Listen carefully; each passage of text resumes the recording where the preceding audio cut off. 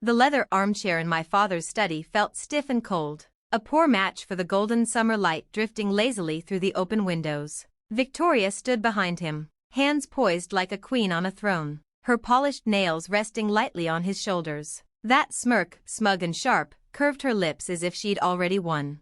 Mom sat in silence near the fireplace, eyes fixed on the floor, refusing to meet mine.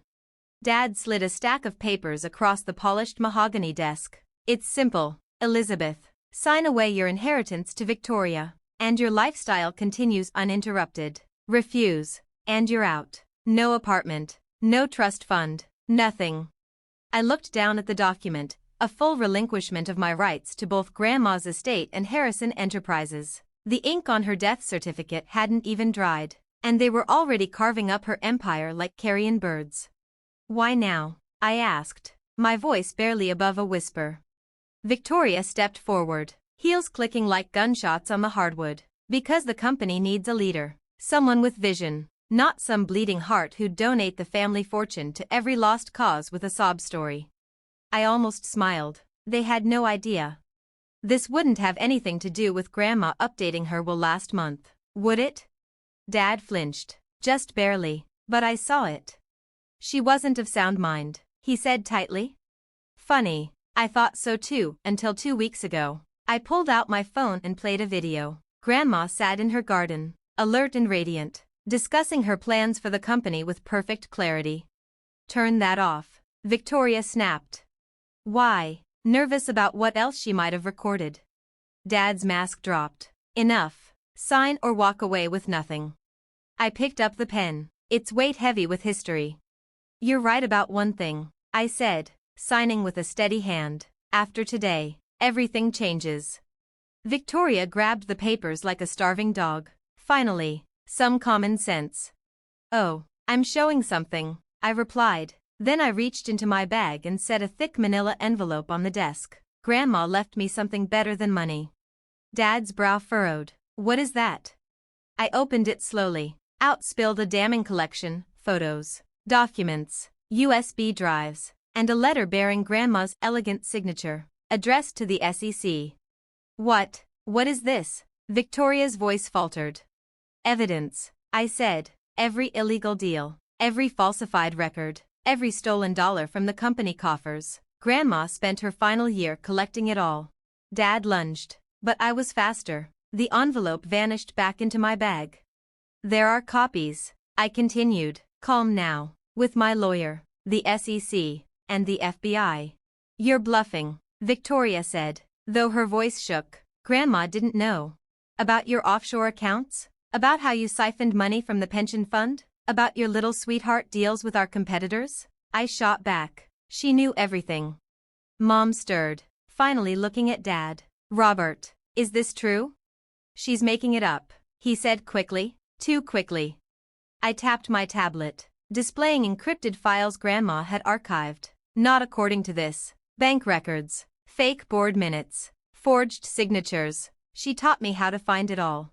Why? Victoria demanded. Why would she do this? Because she saw who you really were, and she chose to protect what we built instead of let you destroy it. Dad looked ashen. The board will never believe. The board meets in an hour, I interrupted, and they'll be getting a copy of everything, including proof you've been paying them off. Victoria's poise cracked. You can't prove it.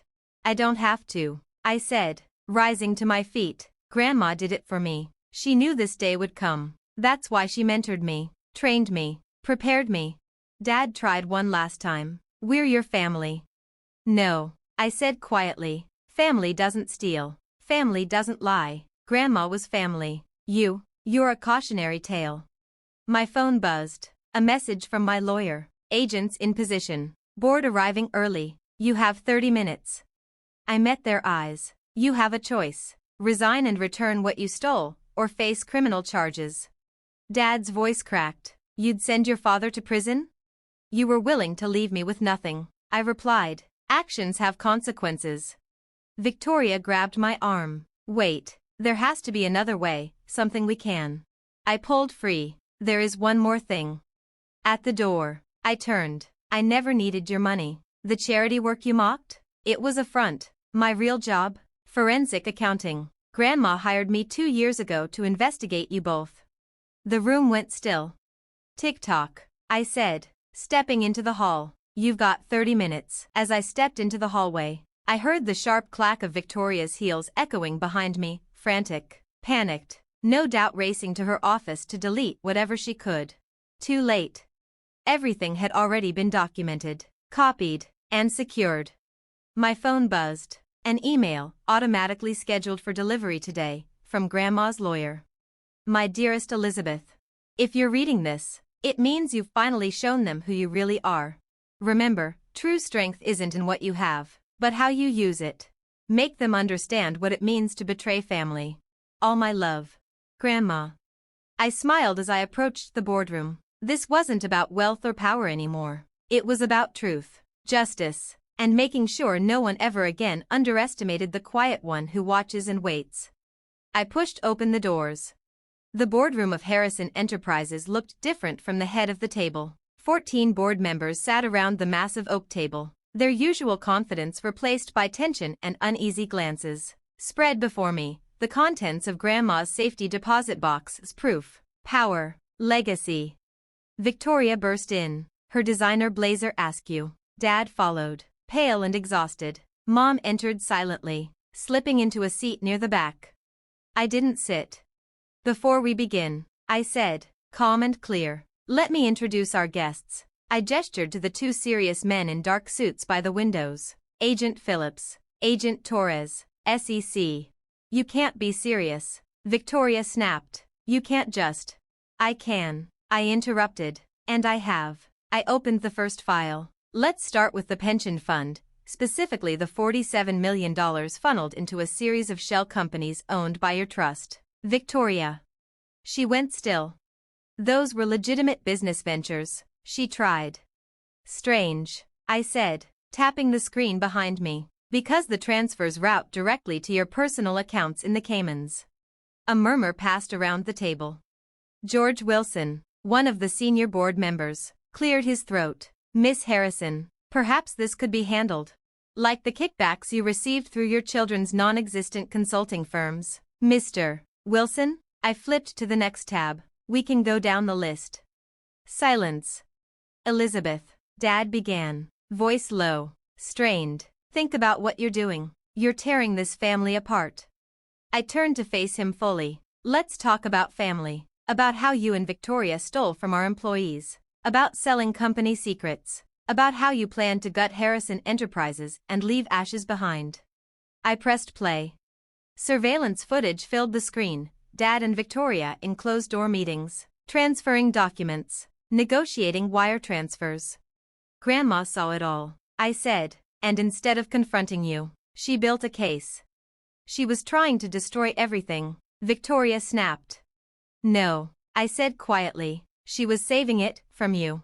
I pulled out one final document and laid it on the table. Grandma's last amendment to her will, fully notarized. 3 months before her death, she transferred controlling interest in Harrison Enterprises into a blind trust.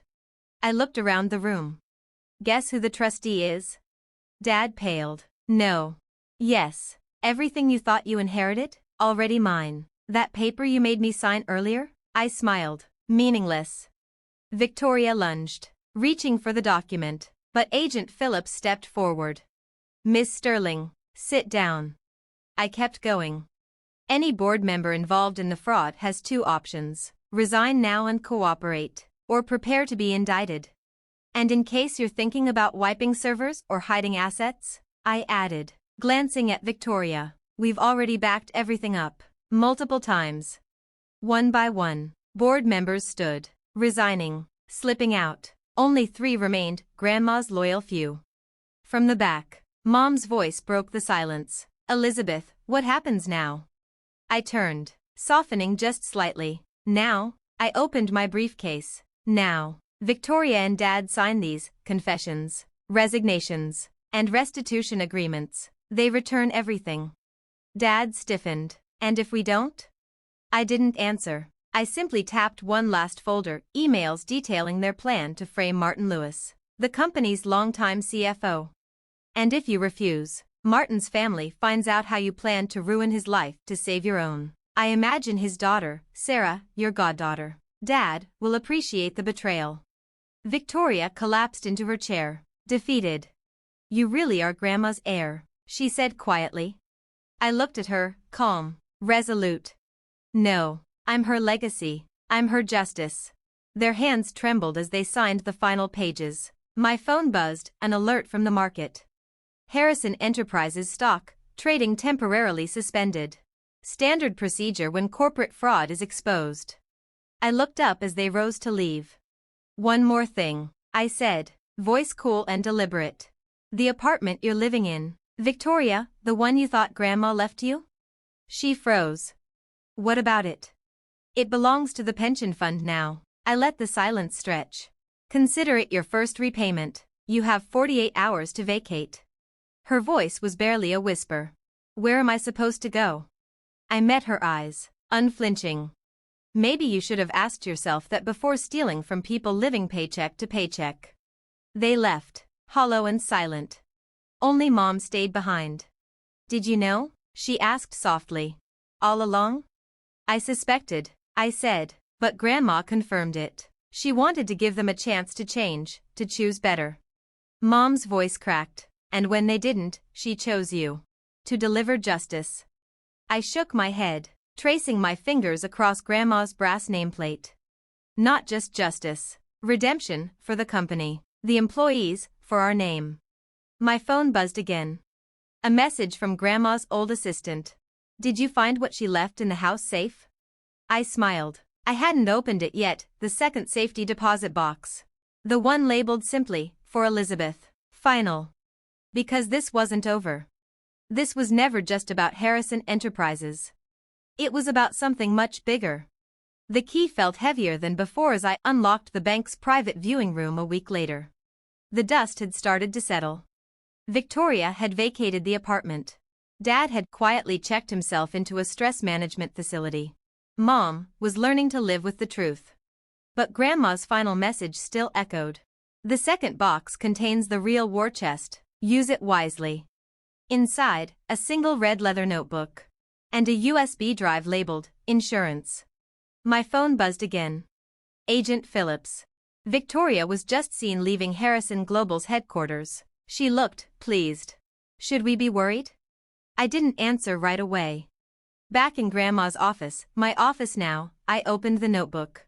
Her handwriting flowed across every page with fierce elegance. My dearest Elizabeth. What you're about to read will challenge everything you believe. Harrison Global, Sterling Industries, Wellington Corp. They're all part of it. The fraud goes back decades. This isn't just about your father or Victoria. It's a network. It has destroyed families, rewritten laws, and bought silence in every corner of power. I plugged in the USB. Files loaded, thousands of them. Emails, wire transfers, off-the-record memos, surveillance clips.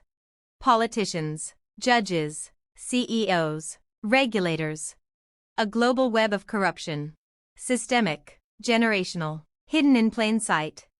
Until now. Another message from Agent Phillips. Victoria just left Harrison Global. Emergency board meeting in an hour. She's smiling. Looks like a hostile takeover. I was still reading when the office door slammed open. Victoria walked in, polished, composed, smug in a brand new designer suit. Enjoying Grandma's office? She sneered. Better pack up. The board's flipping. We've got the votes. Harrison Global's taking over. I didn't flinch. Did you tell your new friends? I asked, turning to the screen. About the evidence Grandma collected on them? Her smile faltered. What are you talking about? I flipped the laptop around.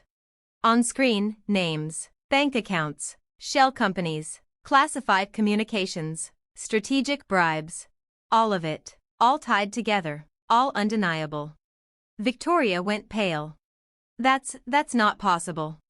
No, I said, that's Grandma's real legacy. She didn't just build a company, she built a case. And she left it to me, every corrupt deal, every bribed official, every destroyed life. And now, it was all mine. You're bluffing, Victoria said, but her voice shook. I pressed a button on my phone. Agent Phillips, please come in. He entered, followed by 2 FBI agents and a federal prosecutor. Perfect timing, I said smoothly. Victoria was just about to explain her meeting with Harrison Global, specifically how they plan to finance their hostile takeover using stolen pension funds. Victoria collapsed into a chair. You don't understand, she whispered. They'll kill me if I talk. Actually, I said gently, opening another file. We understand perfectly. Grandma documented the threats too. That's why she arranged witness protection for anyone brave enough to come forward. The federal prosecutor stepped forward. Miss Sterling, we're prepared to offer a deal. Full immunity for testimony against Harrison Global and their partners. Victoria looked at me, really looked at me, for the first time in years. Why would you do this? She asked. After everything I did? Because Grandma believed in redemption, I said. Even for those who lost their way. She nodded slowly, burying her face in her hands. I'll need protection. For me, and for Dad. Already arranged, Agent Phillips said. As Victoria left with the agents, my phone rang. An unknown number. Miss Harrison, a gruff voice said. This is Senator Matthews. We need to talk about your grandmother's files. I smiled coldly. Actually, Senator, we need to talk about your offshore accounts, and those curious votes you made on deregulating investment firms. The next few weeks were a blur. Federal raids, arrests, witness statements and breaking headlines. The CEO of Harrison Global was arrested at a private airstrip. Sterling Industries filed for bankruptcy. Wellington Corp's board resigned in disgrace. And through it all, I followed Grandma's breadcrumbs, her quiet war map, each clue drawing me deeper into the rot. Late one night, Mom found me buried in files, eyes heavy but burning with resolve. She knew, Mom said softly. She knew they'd try to push you aside, that your father and Victoria would betray everything she built. That's why she chose me, I nodded. Because I was quiet. Because I watched while they talked over each other and took credit for what they didn't earn. Mom reached out, fingers brushing the leather notebook. No, she said. She chose you because you have her heart and her steel. The company's annual meeting came the next day. Employees, shareholders, journalists, even Victoria and Dad, out on bail, sat quietly near the back. I stepped to the podium. Harrison Enterprises was built on one idea, I began. That business can be profitable and principled, that success doesn't require sacrifice of soul. My grandmother believed this. In her final years, she wasn't just gathering evidence to expose the old system, she was building a blueprint for something better. I unveiled the new company charter. Employee ownership. Transparent accounting. Ethical investment rules. Zero tolerance for corruption. We're not just changing policies, I said. We're changing the rules, the game itself. The old way ends today. This is our future, a future worthy of her name. The auditorium erupted in applause. Later, back in Grandma's office, I opened her notebook one last time. A final note waited at the end. P.S. Check behind the garden painting. Some secrets need to wait for the right moment. I rose and crossed to the canvas's familiar brushstrokes, soft and serene. There would be time for more revelations. But for now, I had a legacy to rebuild, a family to heal, and a final lesson to honor. That sometimes, the quietest person in the room is the one you should have been watching all along. Because they see everything. They remember everything.